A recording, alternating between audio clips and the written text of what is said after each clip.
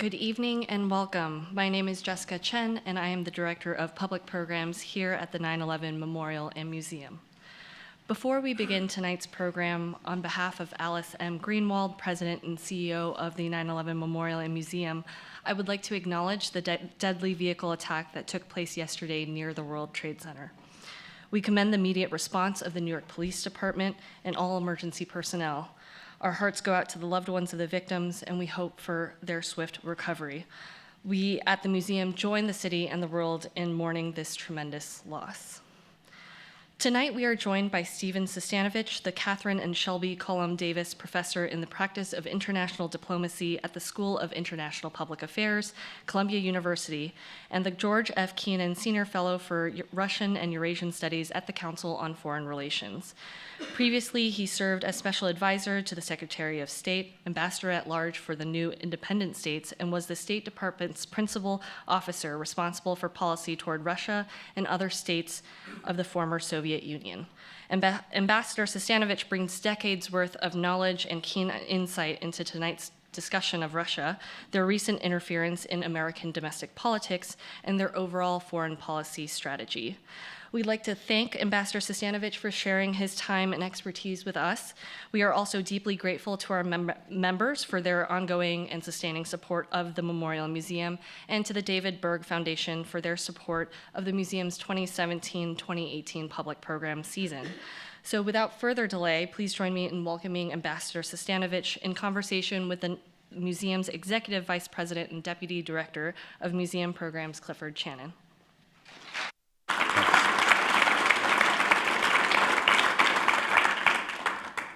Thank you, Jess. Just a moment's pause also in terms of yesterday. Many of us look around the room at so many familiar faces, certainly know what that is like here at this place. And we took a memorial moment out on the plaza today to lay flowers and tie ribbons at the survivor tree. And I think it is important that we have that moment and that we continue to do the things that make us who we are. And that includes the recovery and the continuing work that we all do to try to understand the world better. So thank you particularly for coming out, and thank you, Ambassador Sestanovich, for this evening's program. There is a lot to talk about with the Russians, but I wanted to sort of frame this for the audience first, because Putin is active in all kinds of ways, and the interference in the elections here is one thing, but certainly throughout the Middle East and the intervention in Syria, earlier Crimea and Ukraine, and flexing muscles and testing doors is, I think, a strategy, if that's what you would call it. But I wondered if you could start us by giving us some picture of how you assess Putin's strategic sense. What is he trying to accomplish?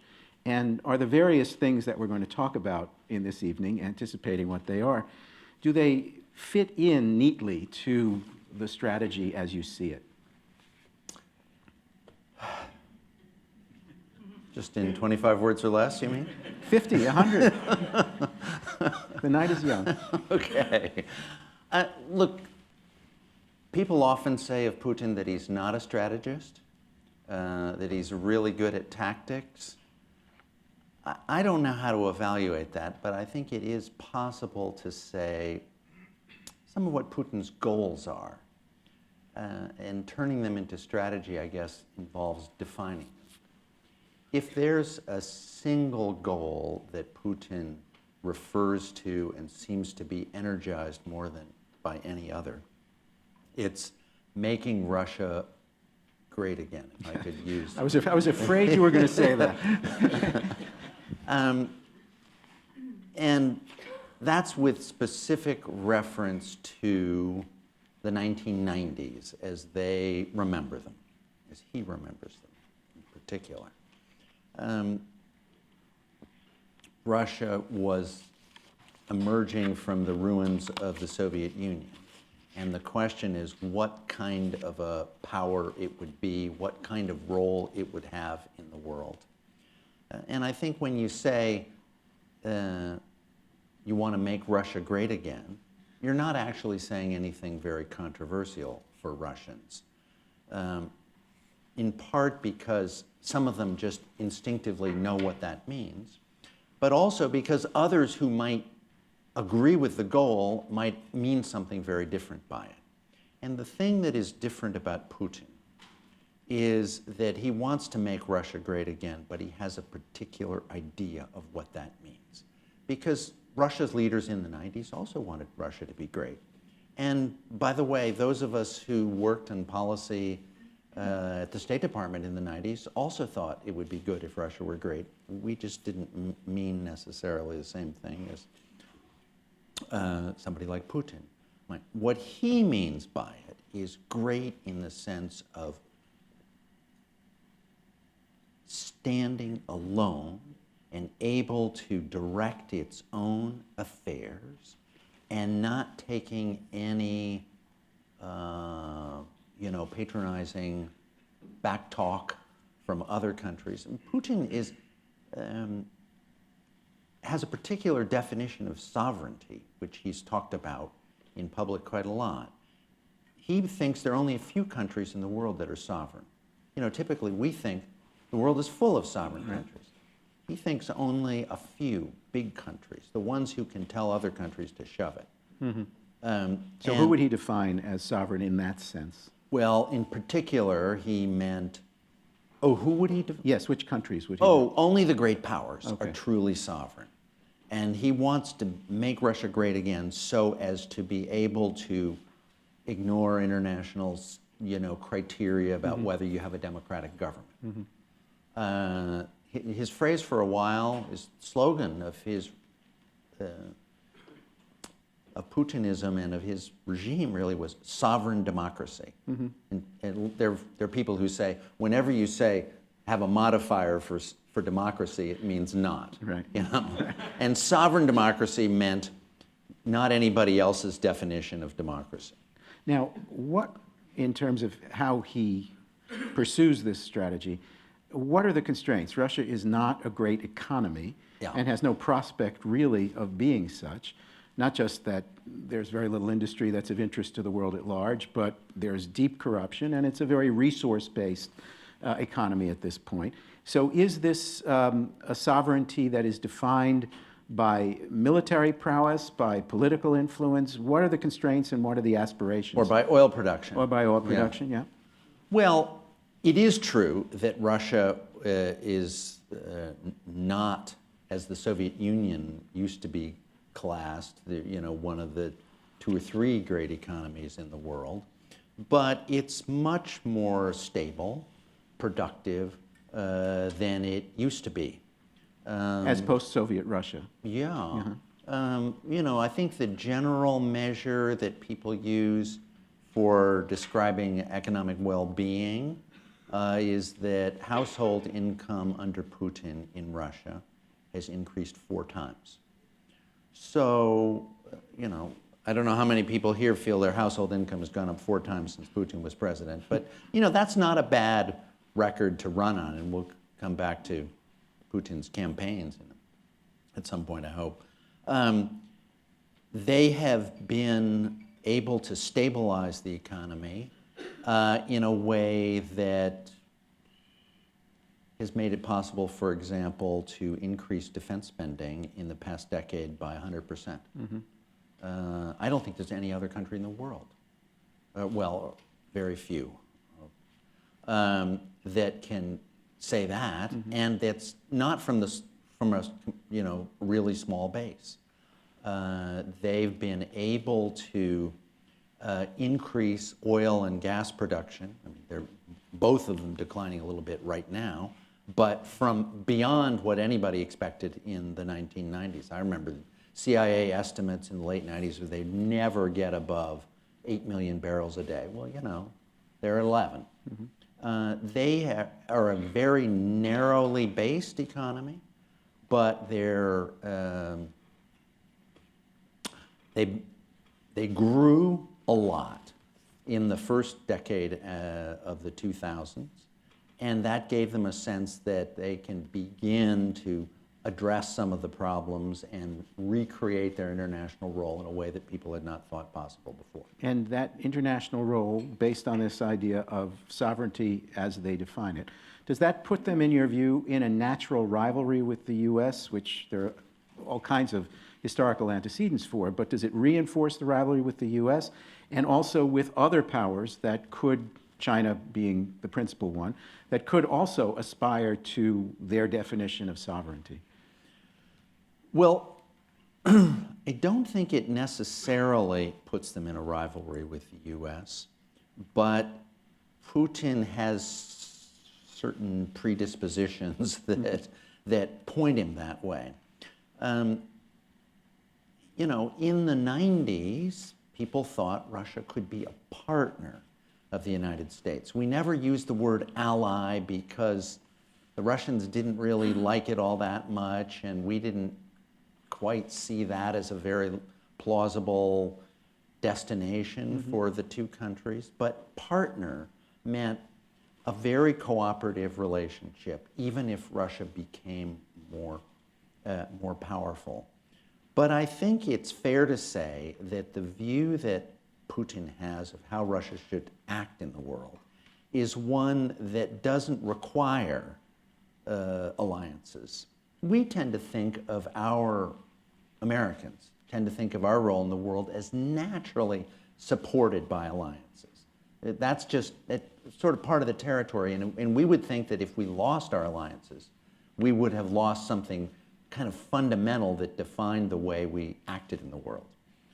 For Russia, that's not the case. They lost their allies before the Soviet Union collapsed because nobody really wanted to be their ally, since that meant being utterly subordinated and having a Soviet system imposed on you and so forth.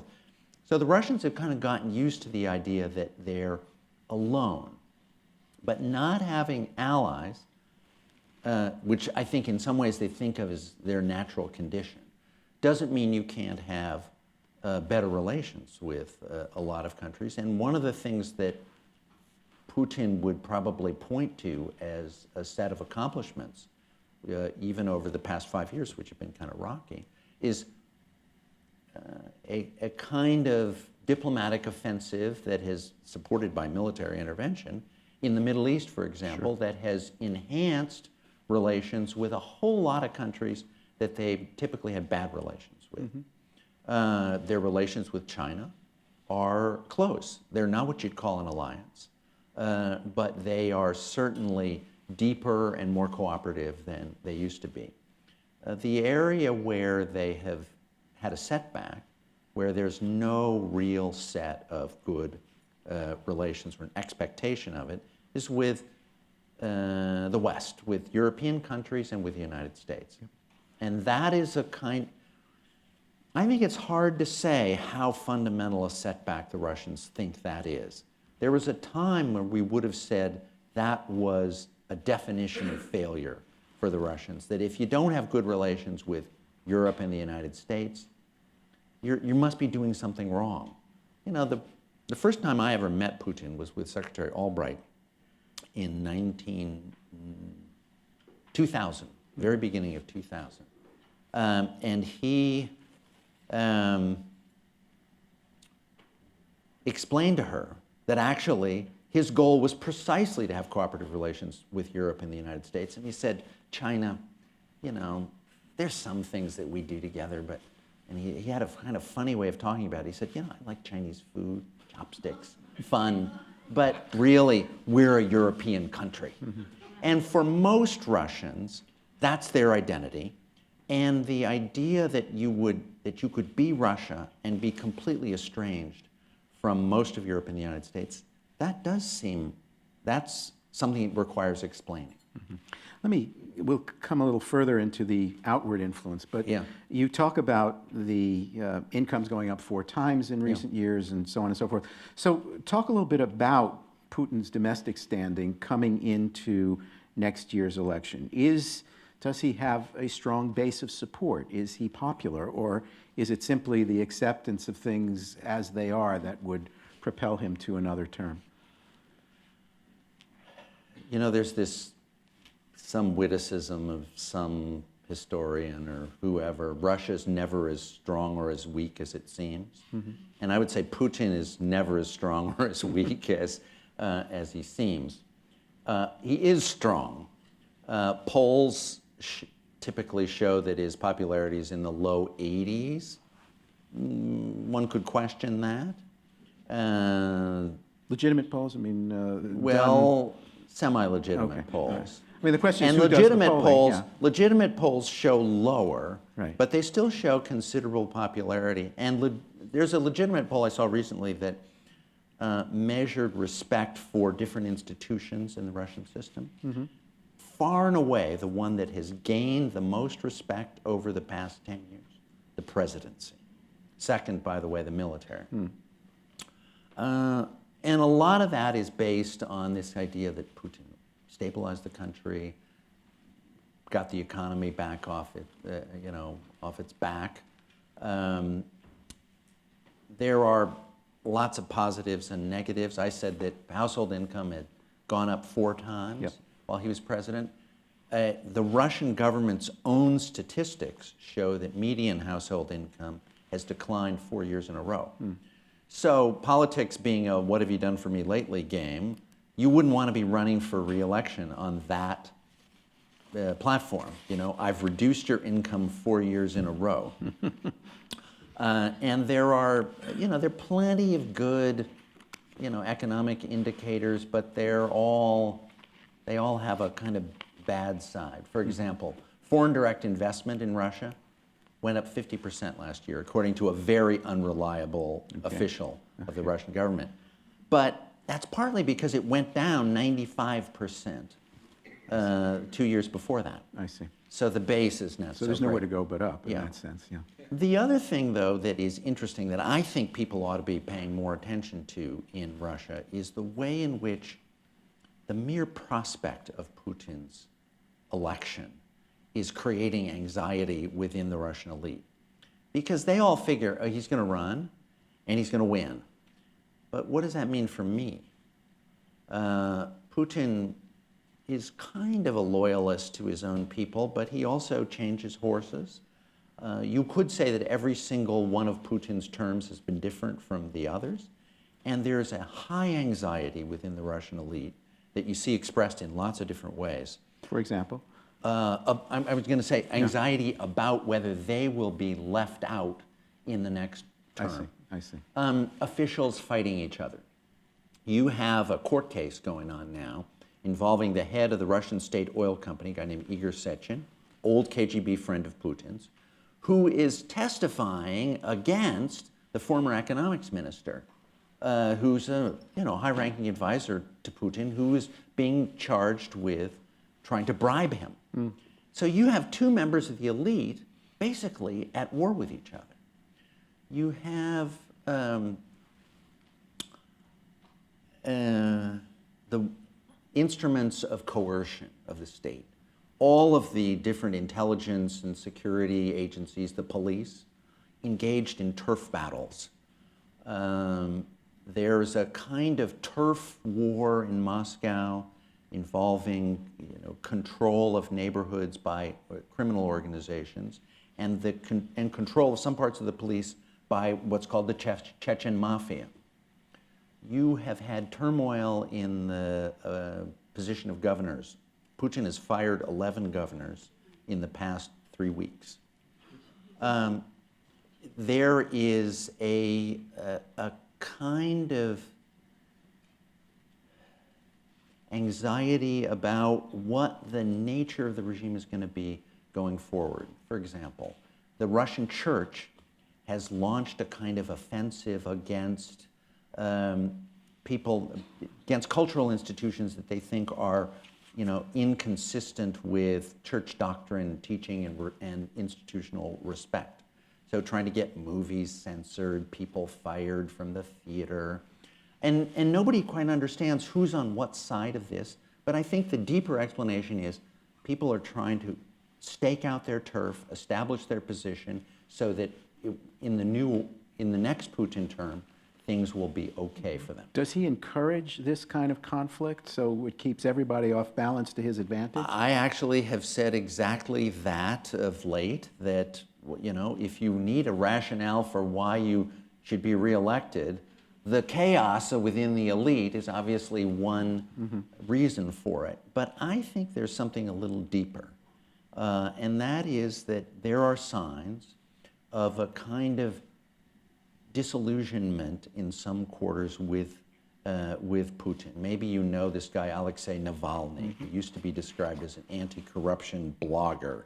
Now he's usually described as the leader of the opposition. Right. He has been trying to run for president, and as part of his campaign, he's a very magnetic 40-something guy who's a good speaker. He's very engaging, the kind of person Putin would not like to run against. Like, you know, he probably spots Putin a good foot in height, and he's produced these fantastic videos about official corruption at the highest level. He started out with a great one about Putin's prime minister, Dmitry Medvedev, which has unbelievable information in it about corruption. Medvedev's 6 palaces in, you know, including his vineyard in Italy, a lot drone footage. You know, the drone goes and looks into the windows of Medvedev's palazzo. Well, this thing has had 35 million views. You told me before we started that the memorial has had 35 million visitors. Yes. You know, well, and Navalny did another one on Putin, shorter, 10 minutes, very, very witty, brilliant political document, again with a lot of great drone footage. And 4 million views in the first week, I think. So there's a kind of sign that this guy's popular, and political candidates associated with him won big in the Moscow city and regional elections just last month. A real shock. I mean, suddenly a new generation of activists in Russian politics have been elected, which wasn't something that, you know, has happened in a long time. Navalny is the first politician that Putin has tried to keep off the ballot that I can think of. So to answer your question, there's good news and bad news for Putin as a politician running for office. There are some of the bad news involving divisions and uncertainty suggest that Putin can, you know, be the divide and conquer arbiter of Russian politics. But some of the other bad news suggests maybe people are tired of him. Well, how deeply entrenched is corruption in the system there? And is this something that could come back? Somewhere between very and extremely? Or that's what the system is. Yeah, right. But you know, is this something that could create enough of a backlash to actually threaten Putin's position? Corruption turns out to be something that you can mobilize people against in post-Soviet politics. You know, regimes have been brought down by it. You know, you probably haven't followed Kyrgyz politics very Not closely. Not much lately, no. But in Ukraine and in Georgia, which are probably the 2 countries that the Russians kind of measure themselves by the most, you know, leaders were brought down because their regimes came to be seen as deeply corrupt. 9 out of 10 Russians say to pollsters, this is a legitimate poll, they think corruption is a real problem. Now, and Navalny has given Putin's party the nickname Party of Crooks and Thieves. And it's stuck. People really call it the Party of Crooks and Thieves. Putin used to have a way of talking about this, which I thought was pretty good for a while. You know, it was, yes, corruption is a problem. We've got to go after corrupt officials. And he was doing this, you know, putting people in jail, kind of having them a little bit on edge. And I mention this because he stopped. And I think he stopped for a reason. He now says, corruption isn't really important. And I think it's because Navalny has made the charge that the Putin regime is corrupt the main line of attack. And for Putin to say, yeah, there is corruption, but I'm handling it, is not any longer any good. So that's not He's credible. now saying, no, I'm going to deal with other problems, like floods and pestilence, and actually they're a big deal. Air pollution, there are lots of things. Too much burning of garbage. He has tried to change the subject, and to my mind, that's a sign of Navalny's success. Putin's on the defensive. Let us shift a little bit, because Yeah. I wanted to talk about Putin's success. I think you already called it, but go into it deeper in terms of Syria and this expansion of their presence, their influence, and their relationships in the Middle East. Yeah. And much of that, I think, is really centered on the last several years, the growth of Russian influence and the success of Russian policy in Syria. Obviously, the situation is not entirely resolved, but it's really at a much lower level of conflict and friction. And with the United States being involved as well, ISIS is now shrunk, if it exists at all, as a self-contained unit. So Putin's presence there really seems to be an accomplishment for him. Right. Was it simply a matter of filling a vacuum there that the United States left, or was it a prior strategy that wanted to get in there regardless of what the American position was going to be? And, yes and yes. Okay. And on top of that is motivated by the ferocious determination to show that they could keep their guy, Assad, from falling. When they intervened in 2015, he was just about done. Right. And it was their intervention that saved him. But I don't think it's just a question of establishing a position in Syria or saving their base there or saving the market that they have for buying Russian weapons. I think there are other dimensions of the policy which have come a little more into view as it succeeded. For Putin, this is I said earlier one couldn't take for granted that he was a strategist, but actually, if you thought Putin had a region-wide strategy in the Middle East to improve Russia's relations with access to influence over the major powers of the Middle East, you'd have to say he'd really hit the jackpot over the past couple of years. I'll give you a couple of examples. Just the Saudi king visited in the beginning of October. Right. Putin today is in He's Iran. in Tehran. He has ongoing relationships with Israel and visits back and forth. Yeah. And apparently some understanding with Israel about Israel's military actions in Syria. Yeah. And on and on and on. And so, I'd go, on and on and on. Yeah. Let me just give you a couple of ons. Yep. Go on. Their relations with Turkey, which have been really bad for a long time, have turned up, and now they together participate in Syrian peace talks. It used to be that Turkey's intervention in Syria was the thing that they objected to the most. Now they're partners, and President Erdogan, whom people often compare to Putin, visits, and they speak well of each other. They speak the same language at some very deep level, I think. Yes, at some very deep level. I think they still need interpreters. Fair enough. Their guy seems to have won the struggle in Libya. Their warlord is now the #1 warlord in Libya. Their relations with the Egyptians are better. The Egyptians have said they might be interested in buying Russian weaponry. But Iran is sort of the center of this. It is the most secure relationship, even though from time to time Americans think maybe you can put some distance between Russia and Iran.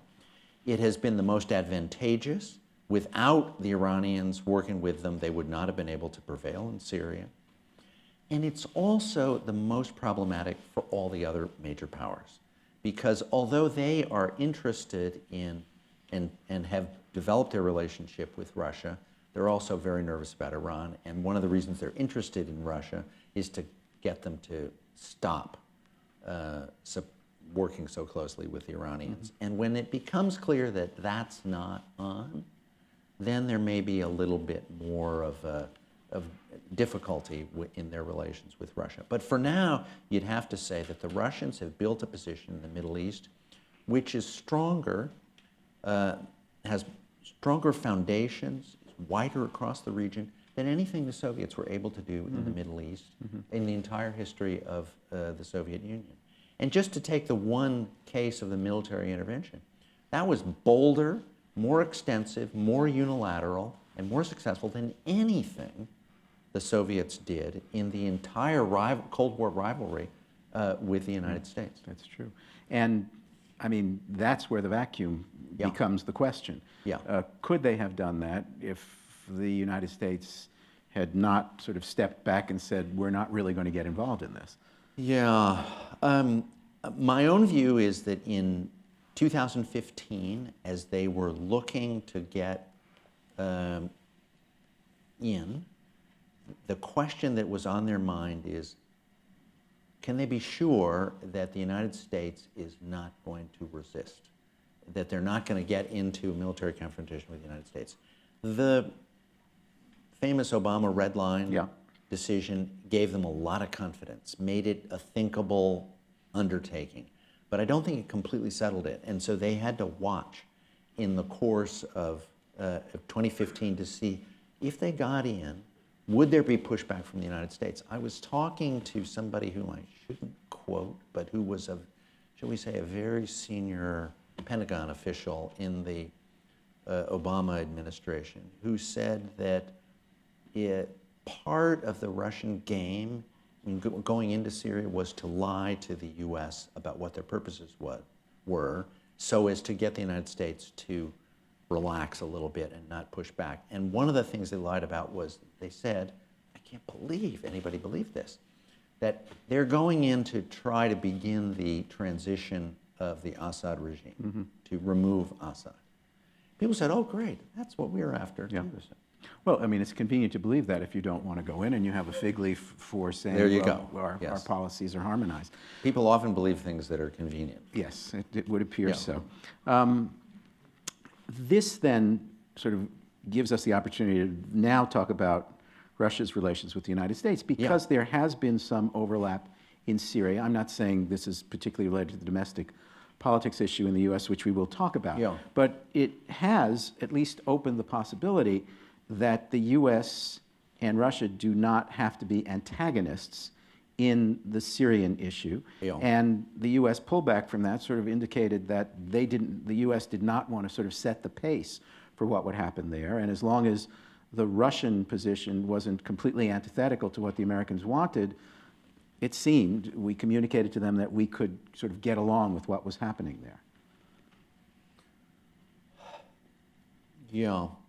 I think that the idea of really close cooperation with the Russians in the Middle East, and particularly in Syria, or more broadly against ISIS and terrorism, is a much more difficult undertaking than people tend to think.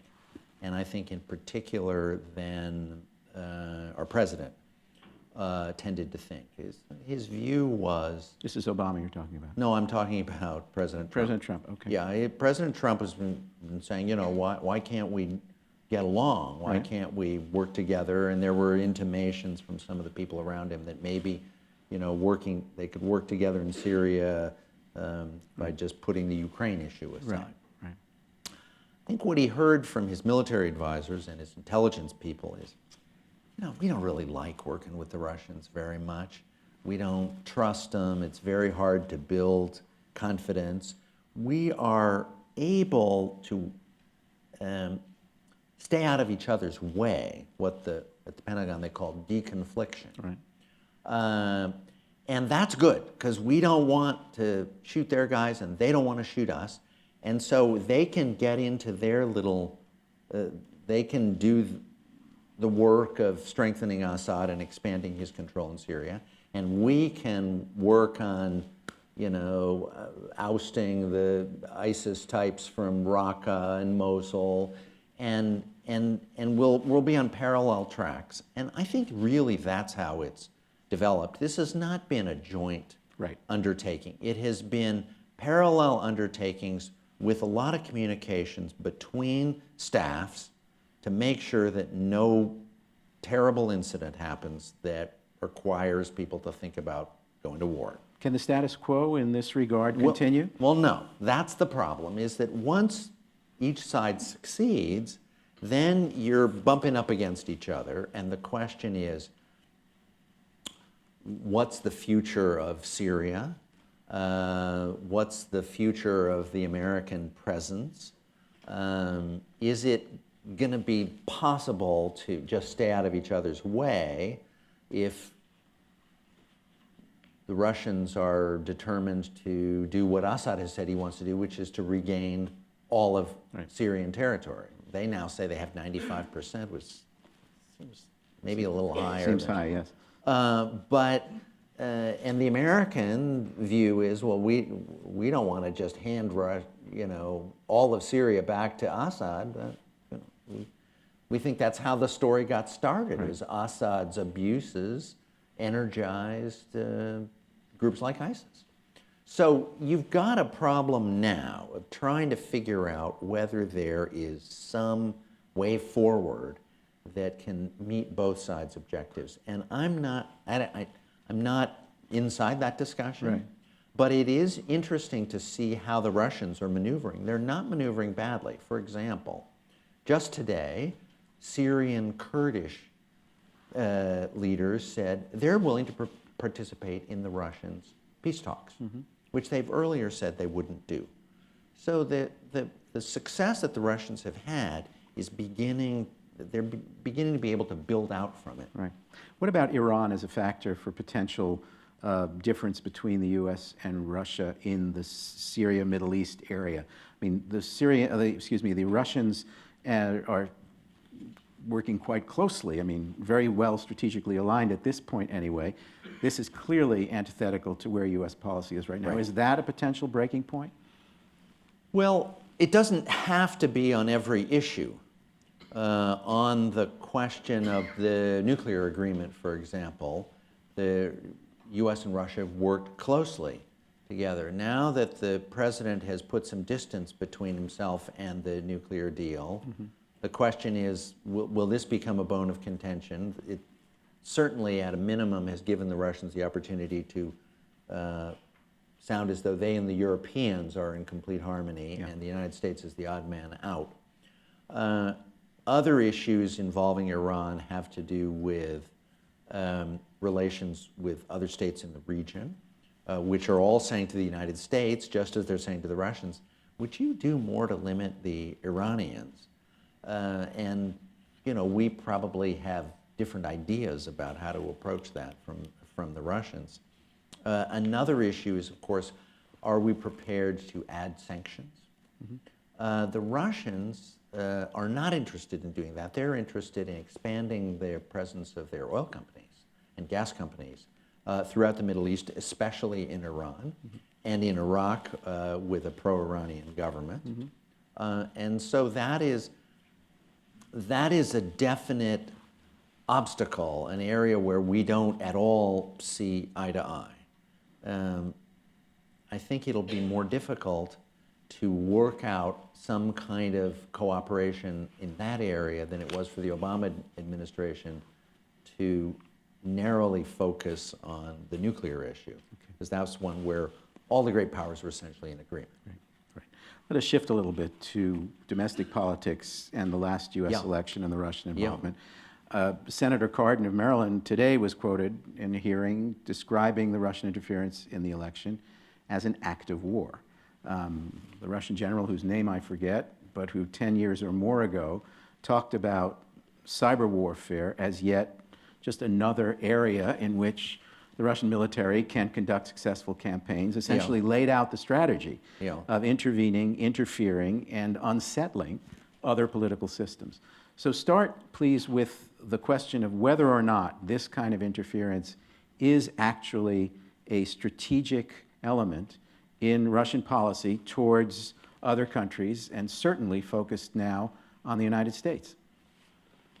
Well, by strategic, you mean not just a collection of assorted, ad hoc, Right. Fun incidental. and games by the hackers of this or that Russian intelligence Concerted, agent. ongoing.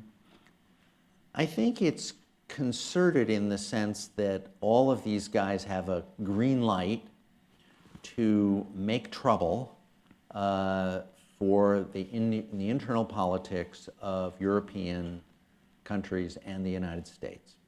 And that means backing separatist groups.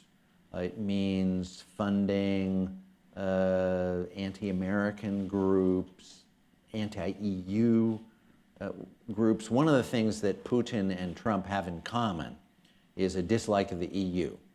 And so any political group in Europe that doesn't like the EU is going to get Russian support and get a lot of favorable treatment in Russian propaganda. There is an encouragement of kind of right-wing nationalist movements.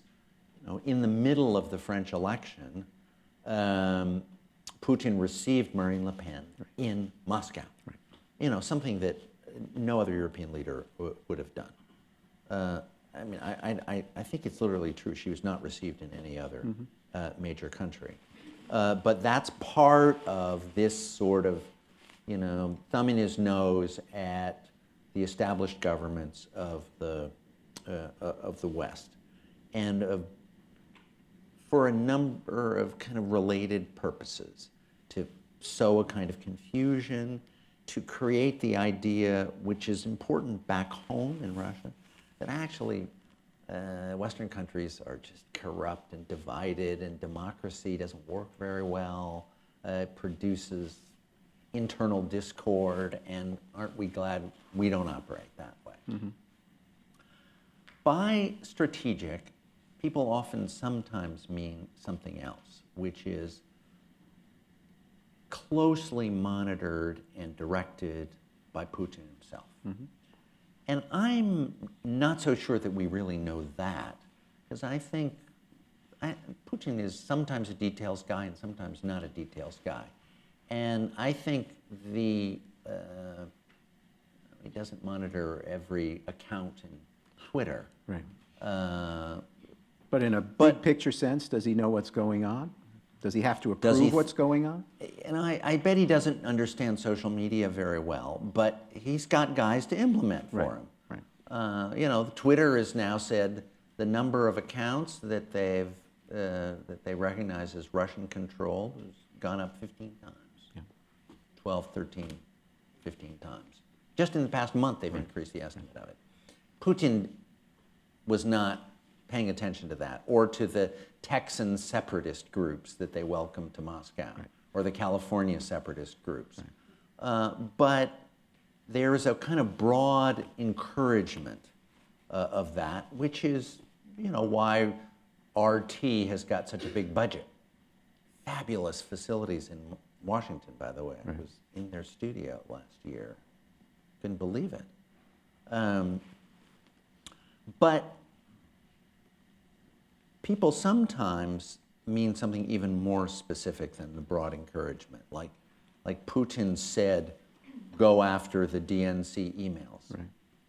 To me, that's, since I don't have a security clearance any longer and I don't know what the sexy intelligence is that produced that judgment, I just have to say, well, from my knowledge of how the Russian system works, that wouldn't have had to be something directly ordered by Putin. It could be something that one, KGB guy said to another, wow, I think we could hack into the DNC. Should we go for it? Right. But in the, but in it, but, you But know, but the other guy would have said yes, Yeah. because he would have said Putin. That's Putin will like that. right. Yeah. The environment is Absolutely. such that Yeah. that's a plus. Let me rather than give you. minus. But let me just ask you. No, if- can I Yeah, just go give ahead. you a parallel to explain what I mean about this? A lot of people say Putin orders murders of journalists and opposition figures and everything. I actually don't think that. I think Putin covers it up. You know, if you have a journalist that you don't like and you kill him or her, or an opposition politician that you don't like and you kill him or her, or some emigre critic whom you don't like and you kill him or her, one thing you can count on is Putin will not go after you. Putin has got your back. But I don't think Putin necessarily orders those things. So that's how I think, that's what the Putinist system is. So it's an enabling environment for Absolutely. these kinds of things. Oh, absolutely. Would it make any difference now that this issue has become front and center in the U.S., that this has been heavily reported and revealed and clearly has had an impact on whatever possible relationship there could be with the Russians? Is there a point at which they say, wait a minute, this has gone farther than is in our interest for it to go, and we have to dial it back? Because the assessment seems to be that this is an ongoing campaign, that the German election was vulnerable to this. Yeah. This is not just here. And our security and political folks are saying this is not going to stop. The next election is as vulnerable and as susceptible as the last election was. Well, as vulnerable and susceptible for sure, unless we do something about it. But if you're asking a different question, which is when Putin and his guys sit down and think, how much hacking should we try to do in the 2018 congressional election or the 2020? I don't know that around the table they'll say, because even if Putin didn't order it last time around, now this time, you know, the guys in the KGB who say, you know, I think we could hack into this, should we do it? They're going to say, better find out what the boss thinks. Right.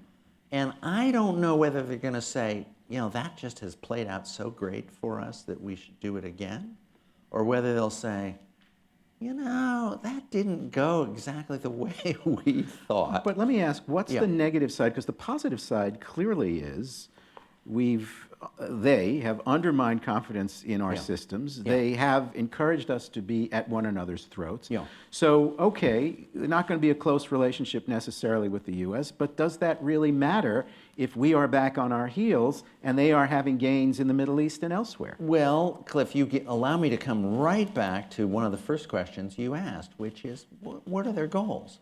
You know, how important is it to them to have good relations with the United States and Europe? I said, typically, one would have thought that for Russian leaders, that would be something you would consider as part of, you know, a successful strategy. Would be, admittedly, good relations on your terms or on good enough terms. The whole issue of meddling has made it almost impossible for this president to have the kind of Russia policy that he wanted to have. And the Russians have plainly sort of given up on it. They now talk about this as Putin said in a speech he gave just this week or last week, look at the United States. That's where hysteria is running wild. So their theory of the case is this is all just political craziness that you know they had no part in, they didn't produce it. That's their line, and they're sticking to it. But it's not necessarily what they really think. Because if they ask themselves, you know, did we get a little overextended here? Is this really so good for us to cement our isolation? I don't know what their real answer to that is. I think they would actually probably rather have more options with the U.S. rather than, and with Western Europe, because the relations with Western European countries are bad too. They'd probably rather have more options than they have right now. Let me add to the question of the election meddling, the various efforts to compromise political figures, because Manafort, just indicted, Flynn, under investigation by the special prosecutor, had to leave had to leave his position in the White House because of an involvement with the Russians in unreported funding, and then the speculation about what they know about and what they have on the president. What is your assessment of that, and if you have any sense of whether there's what can we say, fire where the smoke is being seen? Well, these are different cases. They are, but they add up Paul to the same kind Manafort of has thing. made himself a very rich man Yep. by supporting pro-Russian political figures in Ukraine. Right. And, feasting on the ability, the willingness of the pro-Russian party to, pay him on a scale that he, wouldn't command in the United States. I mean, it's unimaginable. unbelievable. Yeah, And we're talking possibly as much as $75 million for his work there. He and they may come to regret that. Yes. Mike Flynn is another case. They gave him a few tens of thousands of dollars to come to sit at a dinner table with Putin. But they crystallize And- around the president. Yeah. They made a certain kind of investment. We don't really know how closely integrated that Right. investment was, but it's one where they are, they have to expect to be topic A in American politics for the, as far as the eye can see, the issue of sort of subversion and meddling and that kind of corruption. It's The meeting with Trump Jr., does that strike you in the scenario as, as a recognizable tactic or approach by the Russians to trying to get the goods on someone or get inside something where they shouldn't be? I've read these pieces and these comments by former CIA people who say, if I'm running an agent, this is exactly the way I do it. I pick some nobody and who can kind of offer a little something, a dangle, I think, and then see whether the other guys are interested so that you have deniability. And so that either tells you this is a really supremely professional operation, or else these are a bunch of nobodies. Right. I mean, the Russian system is full of people, and honestly, our system, full of people trying to seem more important than they are. Right. Does this sound familiar? Right? I mean, like this guy, this little creep who, Which is, one?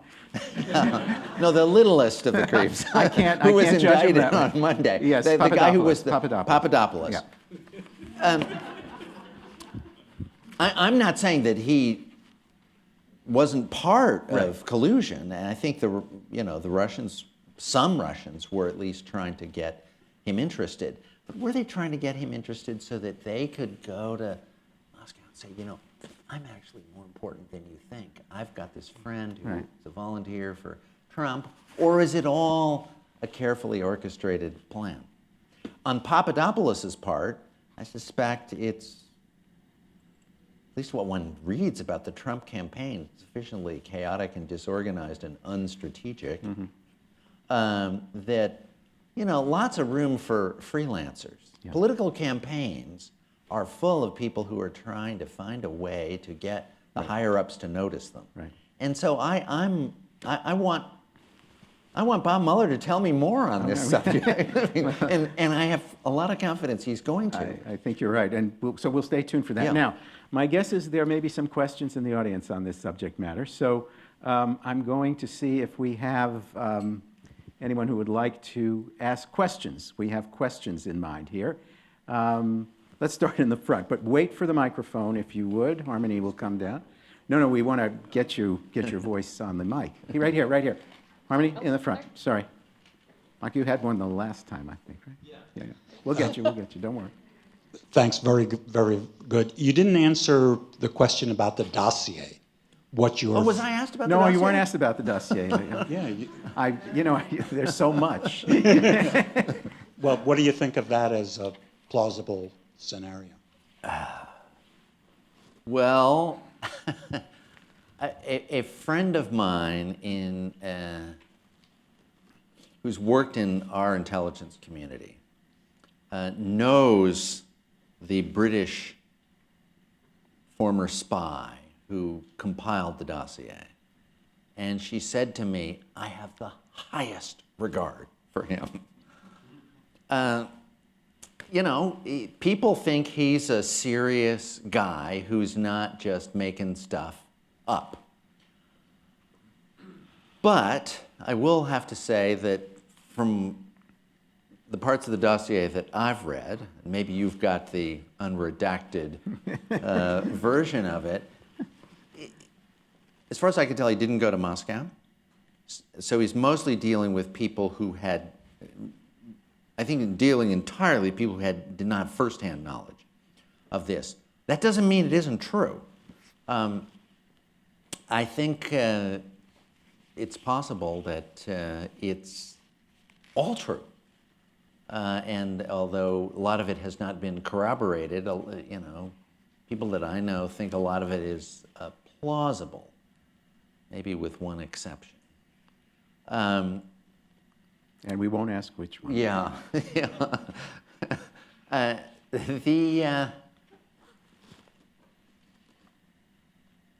I have read statements by people in the FBI and in the intelligence community saying that that dossier formed no part of their conclusion about interference in the election. And I believe that. Because I think the central bits of evidence for interference in the election are completely unrelated to the dossier. They're related to the hacking and all of the kind of cyber evidence there, and to the the social media activities. So I think one can come in 100% to a conclusion about their efforts at meddling without necessarily believing anything in the dossier. Other question. In the middle there, please wait for the mic.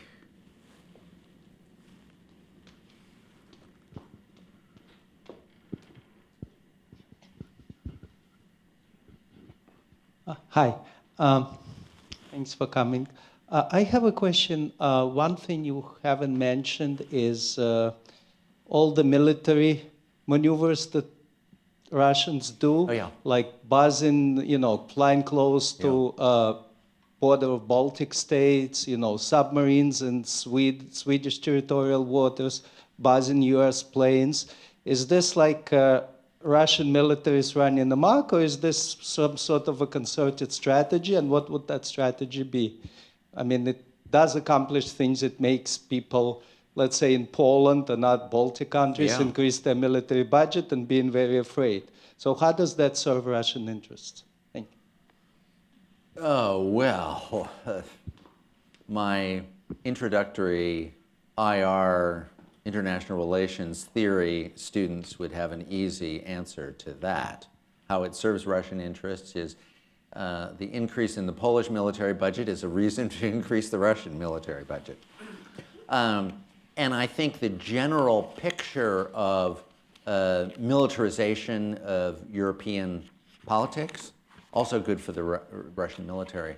I mentioned earlier to Cliff that the Russian military has increased its budget 100% in the past decade. But in the past couple of years, there have been pressures, public calls, including by high-ranking officials in the Russian government, to reduce the military budget. And my own view is that that was one of the things on the minds of Russian military officials when they intervened in Syria. The opportunity to show, we bought all this stuff, here's what we can get for it.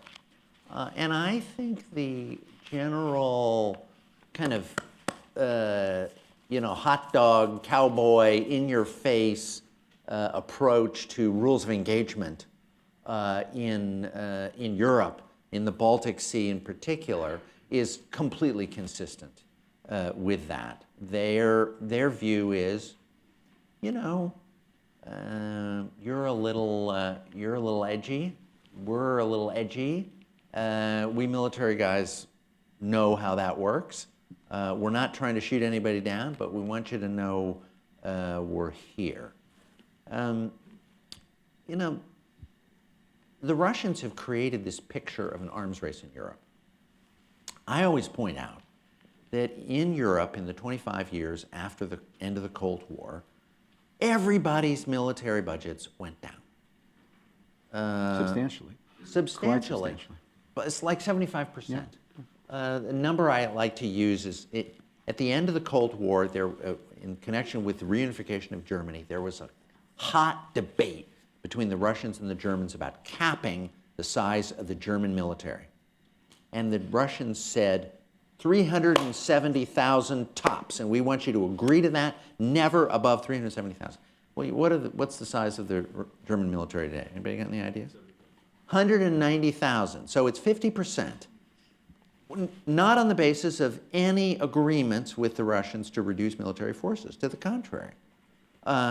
We took our last heavy tanks out of Europe in 2013. They started going back in 2014 because of the Ukraine crisis.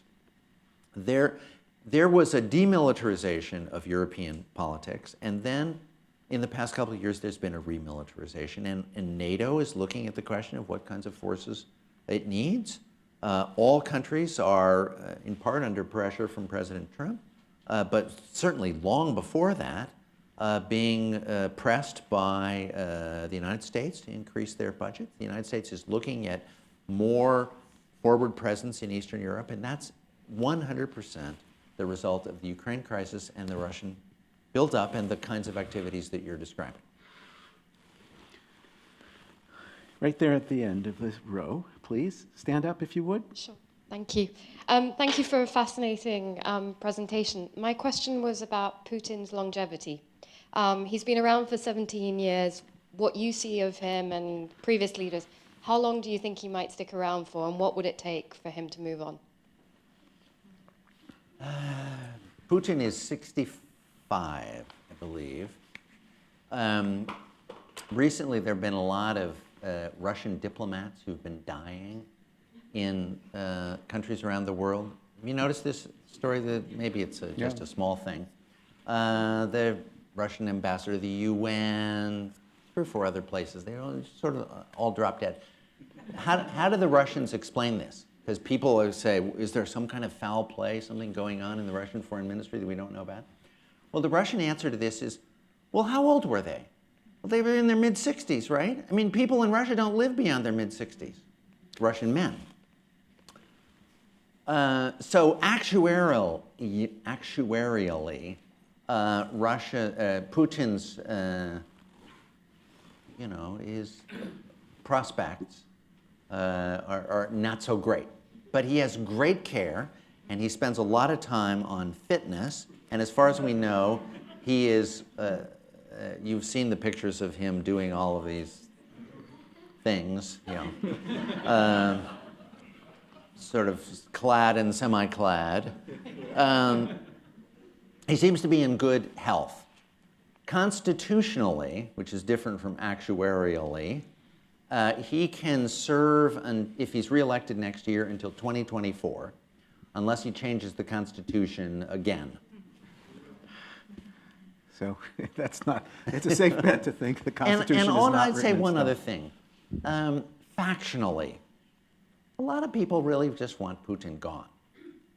When I was in Moscow in 2011, in the run-up to his announcement that he was coming back, remember he'd been prime minister for a few years, and then he announced in a little dialogue that he had on TV with Medvedev that he was coming back.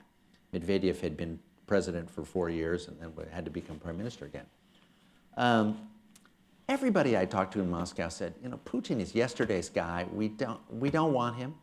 Relatively senior officials, big businessmen, journalists and intellectuals, you'd take it for granted.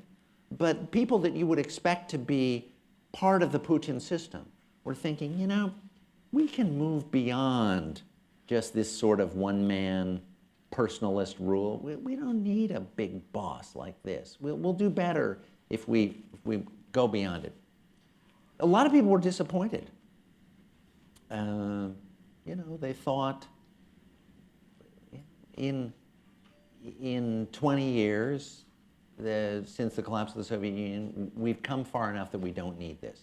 We don't need to be a Central Asian dictatorship. One more, over there, please. Would you stand, please? Sure. Thank you very much for your time spent here with us giving us this type of information. My question to you right now is about several years ago, we heard that Russia was getting all the hackers around the world to a facility in Russia. And this is a true information, or is a fact that they do have a facility to hack into other countries' privacy information? The Russians have very capable computer scientists. Maybe you guys know the name Kaspersky Lab, right? Some of you probably own Kaspersky software.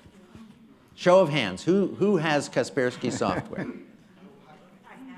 3 had.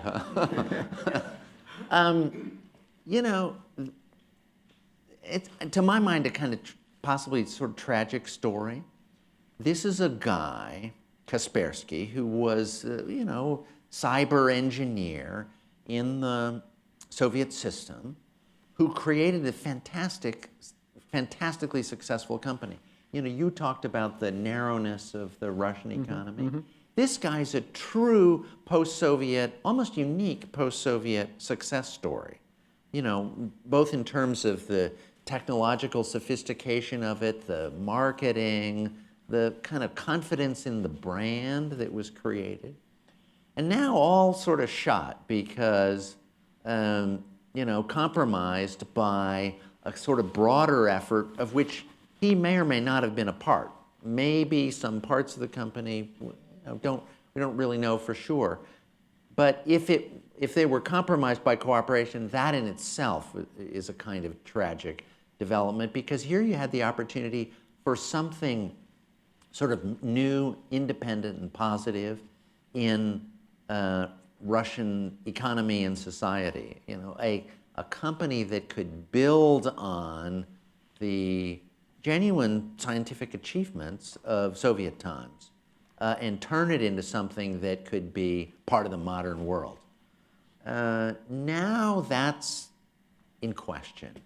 And, like this member of the audience who thrown her Kaspersky software in the trash, people, the US government won't allow you to use Kaspersky software. It's, to my mind, terrible. The Russians, for a while, were talking about how they wanted to have their own Silicon Valley, and they invested in it. There was this place in the Moscow suburbs where they thought they could do this. My snotty friends at Stanford said, they never realized that the Stanford weather is better than the Moscow suburbs weather, and that's part of what made Silicon Valley success. I can't vouch for this. The weather, we're in 28. Any Bostonians here? Not so great, but